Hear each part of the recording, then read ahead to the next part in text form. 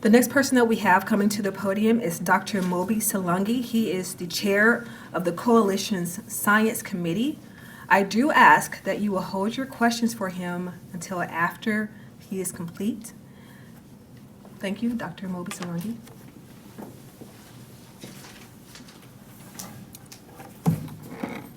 Well, thank you very much for the introduction.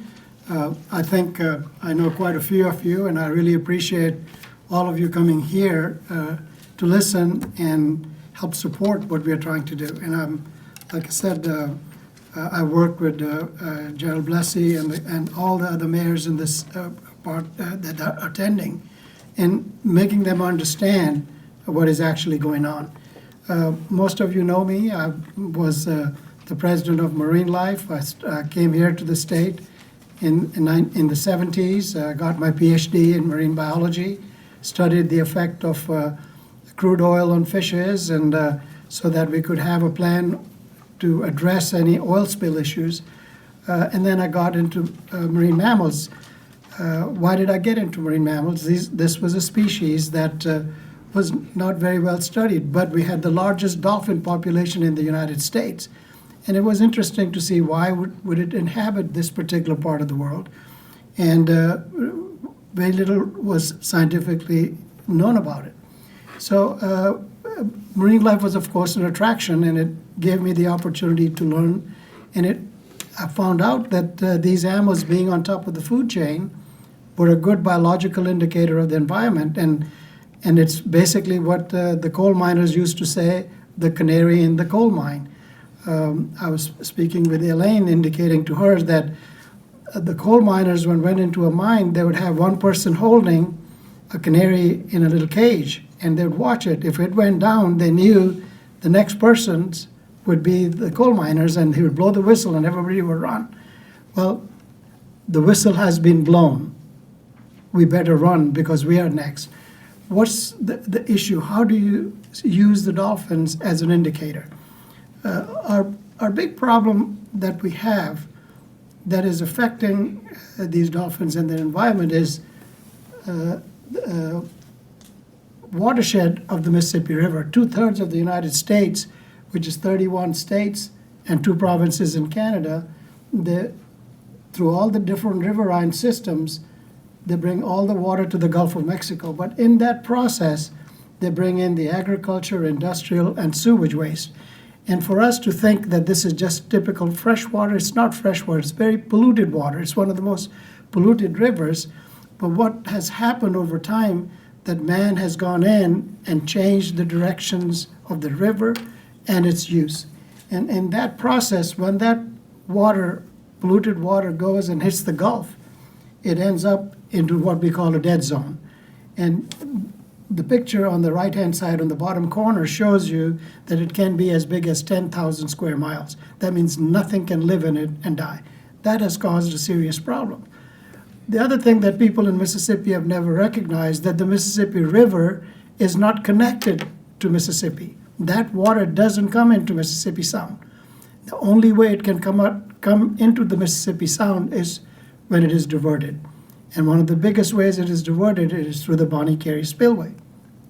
Now, this is, and again, Gerald just gave me a few minutes, so I'm going to try to quickly go through this. He's a tough quarterback. You can see this spillway is used as a mechanism to divert water to protect lives and property in New Orleans. And so this water right here is just prior to its opening.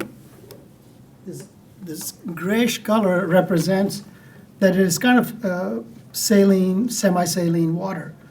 But as it opened up in February and March, the lighter color gives you an indication how drastically it changed. And we're not talking about just trickles of water. Yes, we have our little rivers, the Pascagoula, the Pearls, and others.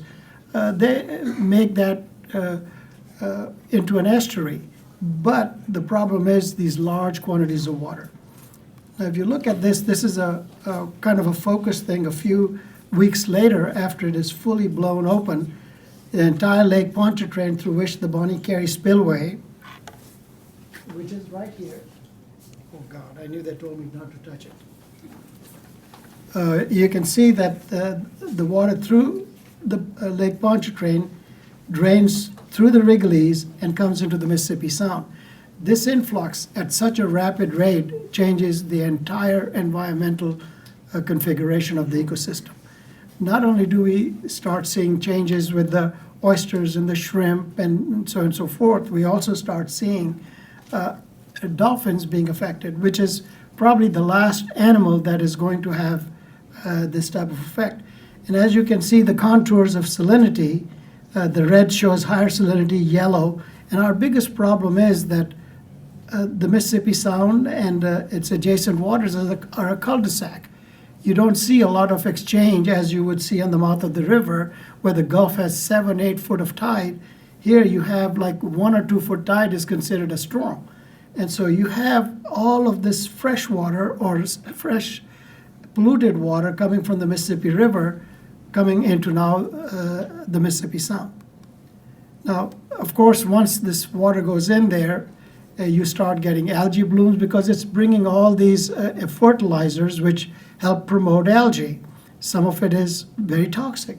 So as you have probably heard in news that, we had beach closures, we had shrimp die-offs, we had all sorts of oysters and other organisms being affected, but it also affected the economy. With beach closures, people stopped coming. I'm sure there are folks that can talk about that in detail.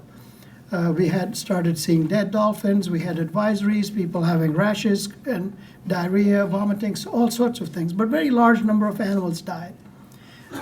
Well, the facts speak louder than words. I've been doing this for 40 years now, and we have monitored, and during the BP oil spill, we really spent a lot of time studying what was happening with the dolphins. So in 2010, during the BP oil spill, you can see that with so many people looking for dead animals or sick or injured animals, we had 91 dolphins and 309 sea turtles. Now keep in mind the 309 sea turtles, majority of them were the Kemp's Ridley, which is the most endangered species in the world. This is their habitat. And you started seeing that. But what happens next? In 2011, they open up the Bonnie Carey spillway. We had more dolphins die in 2011 than during the BP oil spill. And many of these animals had skin lesions and others, but they all blamed it, the Corps of Engineers and everybody else blamed them on, well, this is the after effect of the oil spill. So that got put under the rug. But then when the Bonnie Carey is open, 2012, 13, 14, 15, you start seeing a normal trend. Animals do die, we understand that. But it's the type of death that is really, indicative of what may be going on with, specifically with the water coming through the Bonnie Carey spillway. Then you start seeing animals in 2016. We had 82 dolphins die. But I think the big issue we had was in 2019. This was a mega influx, 10 trillion gallons of water that came in. We had 153 dolphins and 201 sea turtles that died. And the thing was the numbers, of course, speak for themselves. We again had it in 2020 and we started seeing that. But that isn't what was really a conclusive evidence of what may be happening because of the Bonnie Carey. Well, what happens is when the fresh polluted water comes in, changes the salinity, makes it into less salt. These animals live in salt water. They move in and out. The estuarine environment is, of course, in flux, but it's not as 0 or 2 or 3 parts per thousand. This animal was alive when we went to pick it up. And you can see the sores on the body of this animal. Well, people say, well, these animals can move. No, they don't. This is their home. This is where they were born. The Mississippi Sound is a nursery.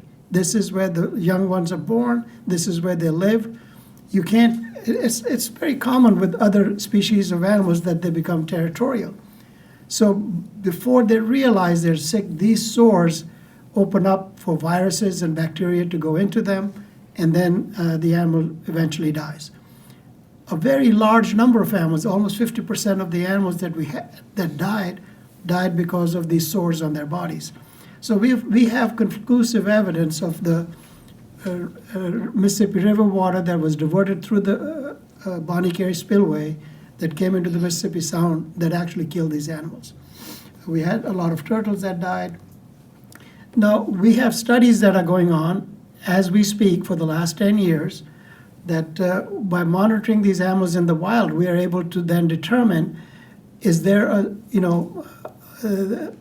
reasons for these animals to continue to suffer. Now, once you destroy the ecosystem, it's like having a hurricane. When a hurricane comes in, it took 2 years after Katrina to clean it up.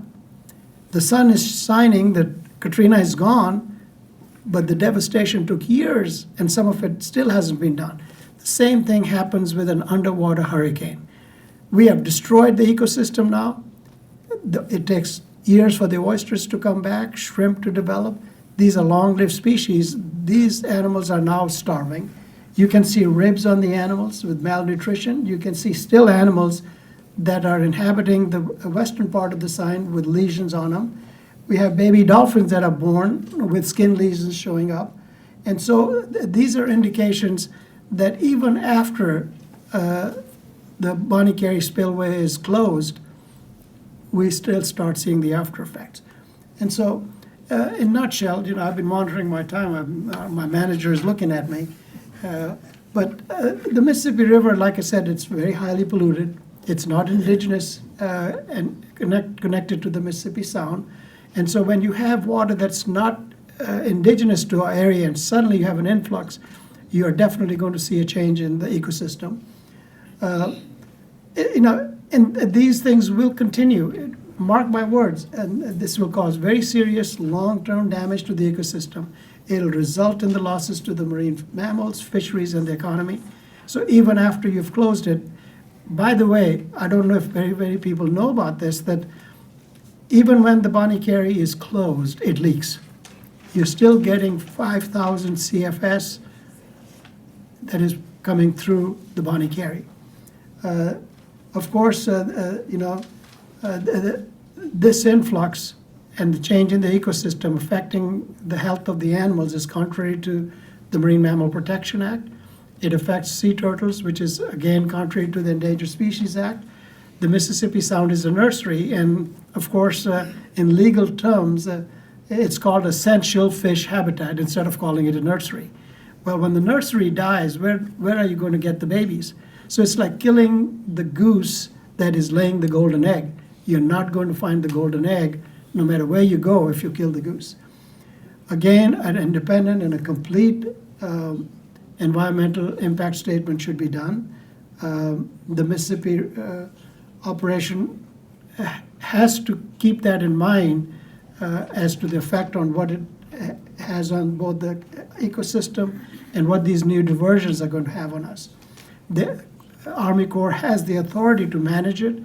I understand that they have to save property and humans, but I think there are ways that they can also work with not only how they control the flood, but how they can save the fisheries and the ecosystem and our livelihoods. So that's essentially what I have to give you in a nutshell of our 40 years of study of these dolphins. I think this is a very serious issue, and I'm glad that some action is being taken.